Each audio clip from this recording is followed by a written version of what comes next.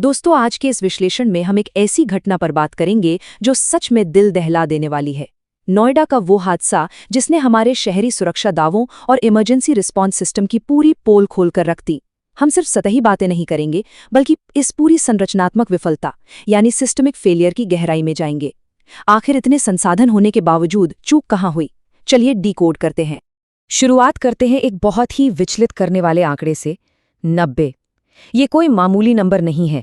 ये उन 90 बेहद दर्दनाक मिनटों को दर्शाता है जब एक नौजवान अपनी जान बचाने के लिए कड़ाके की ठंड में एक ऐसे बचाव दल का इंतजार करता रहा जो सच कहें तो कभी उसे बचाने आ ही नहीं सका।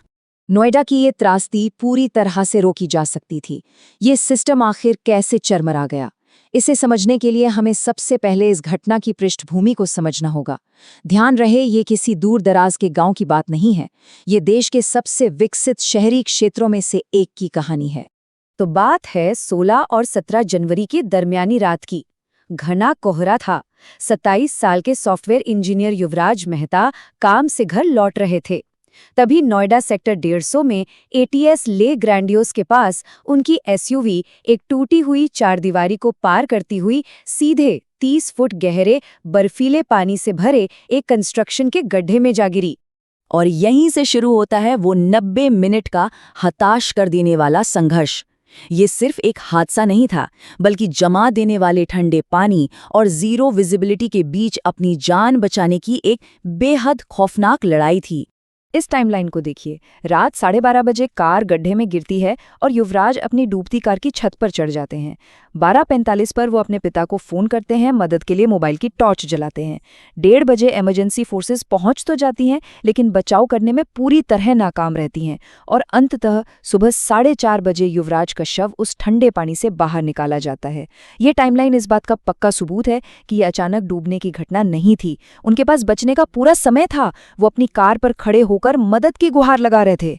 जो पोस्टमार्टम रिपोर्ट सामने आई, उसके डिटेल सच में रोंगटे खड़े कर देते हैं।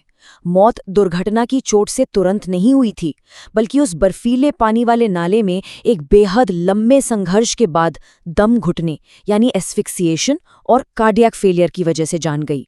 सोचकर देखिए कितनी दर्दनाक स्थिति रही होगी। अब आते हैं इस पूरी त्रासदी के सबसे हैरान कर देने वाले पहलू पर। बिना तैयारी के पंगु हुई बचाव टीमें। कैसे एक पूरी फौज मौके पर होने के बावजूद बिल्कुल बेबस खड़ी रही। ये विरोधाभास देखिए। एक तरफ घटनास्थल पर एनडीआरएफ, एसडीआरएफ, पुलिस और फायर ब्रिगेड जैसी एलीट फोर्सेस मौजूद थीं, लेकिन दूसरी तरफ उनके पास पानी में रेस्क्यू ऑपरेशन चलाने की कोई क्षमता ही नहीं थी। न कोई ट्रेन्ड गोताखोर था, न ही कोई रेस्क्यू बोट। उनके पास बस कुछ साधारण रस्सियां थी जो पीड़ित तक पहुंच ही नहीं सकीं। हाइड्रोलिक मशीन लाई जरूर गई, लेकिन उसका भी कोई फायदा नहीं हुआ। ये सच में एक बहुत बड़ा सवालिया निशान है हमारी तैयारियों पर।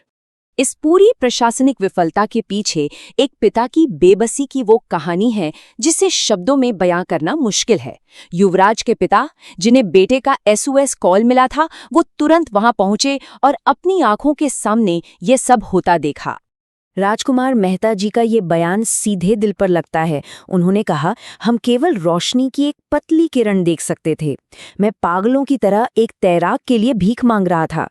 जरा सोचिए उस पिता की हालत जो घने कोहरे में अपने बेटे के फोन की टॉर्च की रोशनी देख रहा है और बचावकर्मी ये कह के पानी में जाने से मना कर रहे हैं कि पानी बहुत ठंडा है और नीचे लोहे के सरिये हो सकते हैं।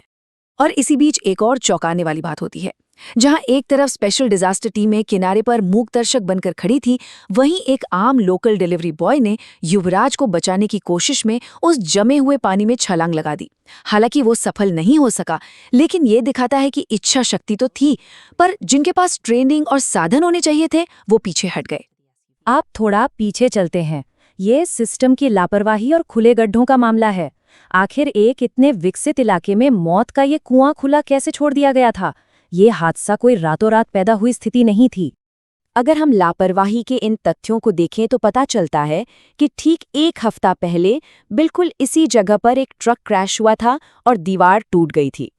लेकिन उस हादसे के बाद भी न तो कोई बैरिकेडिंग की गई, न ही कोई रिफ्लेक्टर या वार्निंग साइन लगाया गया। 20 फीट से ज्यादा गहरे पानी वाले इस गड्ढे को बिल्डर्स ने बिना किसी फेंसिंग के खुला छोड़ दिया। ये कोई अकल्पनीय दुर्घटना नहीं, बल्कि सीधे सीधे मौत को दावत देना था।